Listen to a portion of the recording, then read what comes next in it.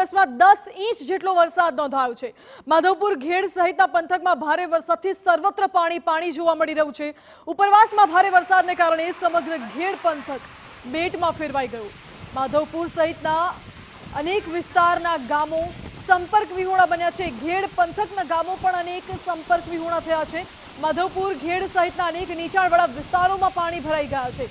Madhavpur Somnath main highway નજીક પણ પાણી ભરાઈ ગયા અને અનેક દુકાનો અને હોટેલોમાં પાણી ઘૂસી ગયા છે। પૂર આવતા ઘેડના નાના મોટા ગામોમાં લોકોનું જનજીવન ખોરવાયું છે। આ દ્રશ્યો જુઓ, જ્યાં પૂર જેવી સ્થિતિ જોવા મળી।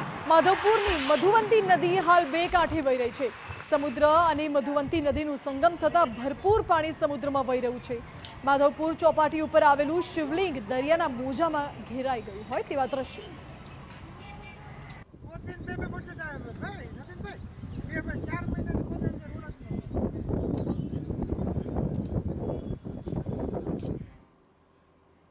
તો ભારે વરસાદ બાદ હવે જૂનાગઢના ઘેડ